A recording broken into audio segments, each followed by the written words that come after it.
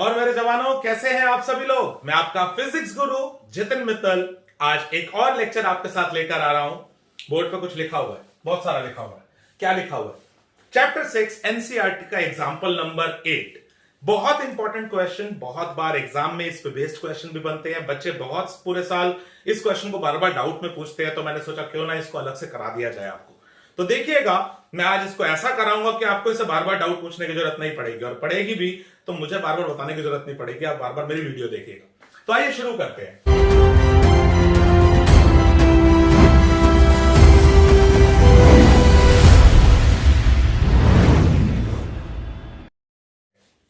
इस एग्जांपल में वो कह रहा है कि आपको यहां पर ये दो रेल्स बना के दे रखी है। ये पीक्यू जो रॉड है ये मूवेबल है। आप देख सकते हैं यहां पर x0 xb x2b लिखा हुआ है, और 0 से लेकर b तक के रीजन में मैग्नेटिक फील्ड है। जो बड़े बड़े बिंदु डॉट्स मैंने बना रखे हैं बाहर की तरह मैग्नेटिक फील्ड है, और b से लेकर 2b तक कोई मैग्नेटिक फील्ड नहीं है। क्वेश्चन में कह रहा है कि जो ये रॉड है इसको मैंने 0 से b, फिर 2b, फिर 2b से वापस b, फिर वापस b से 0 पर मूव करा।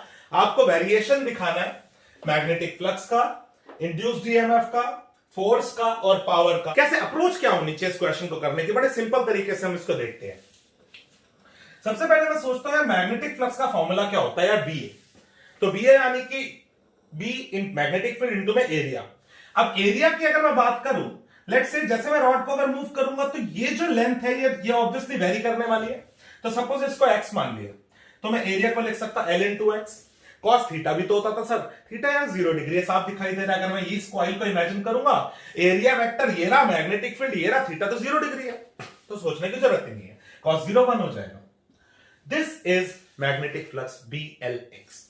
तो अब मैं इसको 4 पार्ट्स में कर रहा हूं। 0 टू B गए तो क्या होगा, B टू 2B गए तो क्या होगा, 2B से B गए तो क्या होगा, B से 0 गए तो क्या होगा। इन चारों में इस खास बात का ध्यान रखना है कि B से 2B में मैग्नेटिक फील्ड नहीं। स्टार्ट करते हैं। जब मैं 0 टू B मूव करूंगा तो ऑब्वियसली इस कॉइल का जो एरिया है एसोसिएटेड विद मैग्नेटिक फील्ड वो इंक्रीज हो रहा है। क्लियरली फ्लक्स बढ़ता हुआ दिखाई दे रहा है, बढ़ रहा है। ऑब्वियसली मैं कह सकता हूं x 0 से B तक गया है तो मैग्नेटिक फ्लक्स भी 0 से BLB तक गया होगा। मैग्नेटिक फ्लक्स जो है वो 0 से लेकर BLB तक गया होगा। मतलब एक्चुअली फ्लक्स अगर BLX है तो मैं कह सकता हूं कि फ्लक्स लीनियरली इंक्रीज हुआ होगा x के साथ। अब जब मैं B टू 2B मूव कर रहा हूं तो यार यहां तो कोई मैग्नेटिक फील्ड ही नहीं है। यहां पर अगर मैंने कॉइल को पहुंचा दिया तो ये एरिया तो इंक्रीज हो गया, लेकिन मैग्नेटिक फ्लक्स तो उतने हिस्से में ही है ना। मतलब कि जब मैं B टू 2B मूव करूंगा तो एरिया तो बढ़ता हुआ दिख रहा है मेरे को, लेकिन मैग्नेटिक फ्लक्स पे कोई इफेक्ट नहीं होगा, क्योंकि मैग्नेटिक जो एरिया जो इंक्रीज हो रहा है वो एसोसिएटेड विद मैग्नेटिक फील्ड नहीं है। Area associated with magnetic field उतना का उतना ही है। तो मतलब कि B टू 2B तक जाते वक्त मैग्नेटिक फ्लक्स उतना ही रहा जितना पहले था, मैक्सिमम। सेम 2B से B आते वक्त भी यही हुआ होगा भैया। फिर B से 0 पर आते हुए फ्लक्स डिक्रीज हो रहा है, मतलब BLB से 0 तक गया होगा।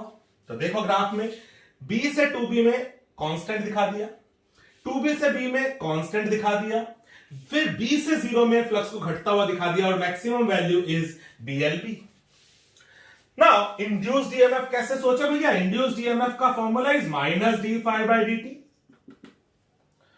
तो अगर ये टर्म नेगेटिव होगी तो भैया ये पॉजिटिव आ जाएगा, ये टर्म पॉजिटिव होगी तो ये नेगेटिव आ जाएगा। अगर फ्लक्स इंक्रीज हो रहा होगा तो ये पॉजिटिव होगा तो ये नेगेटिव बन जाएगा। फर्स्ट वाले पार्ट में जो फ्लक्स है वो एक्चुअली ये है, जहां पर x वेरिएबल है और वो 0 से लेकर B तक चेंज हो रहा है। तो अगर मैं फ्लक्स की जगह BLX पुट करता हूं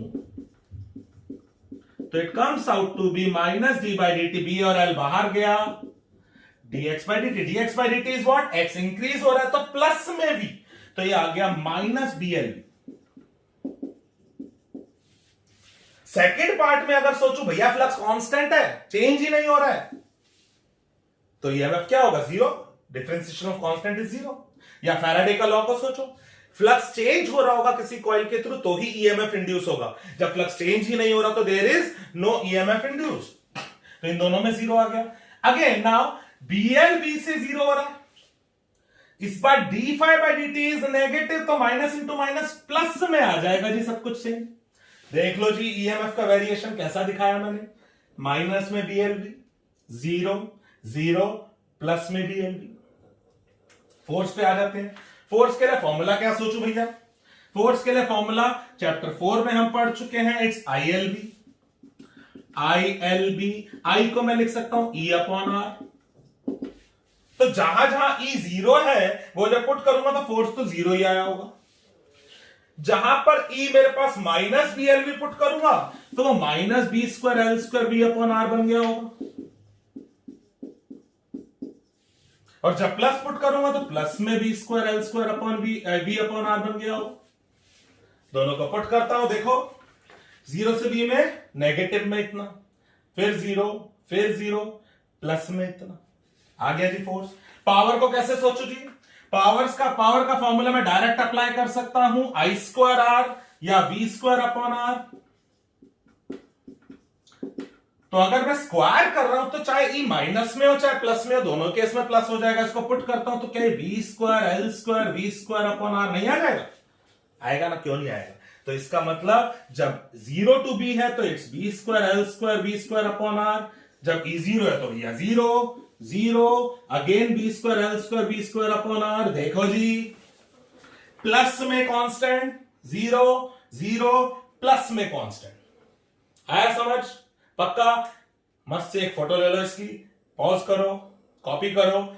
ये हमारा एग्जाम्पल डन। आई होप अब ये एग्जाम्पल आपको परेशान नहीं करेगा, और अगर करेगा तो आप लोग मुझे परेशान नहीं करोगे। इसको यहीं से बार बार देख लोगे, और जो बात फिर भी नहीं समझ आई then I am available, comment section में आप पूछ सकते हो। कोई भी अगर डाउट आता है तो मैं आपकी हेल्प कर दूंगा। ओके, देन हम इसके बाद एक और क्वेश्चन करेंगे एनसीईआरटी का ही एक्सरसाइज का, जो भी लेंज लॉ और कंजर्वेशन ऑफ एनर्जी वाले कॉन्सेप्ट पे बेस्ड है, जिस पे बेस्ड भी बच्चे क्वेश्चन में कंफ्यूज होते हैं, और उसको हम यहां पर डिस्कस कर लेंगे। तो मिलते हैं नेक्स्ट लेक्चर में, तब तक प्लीज अपना ध्यान रखिएगा। Love you all. Channel subscribe, share, like जो भी है कर दीजिएगा। Love you, bye bye.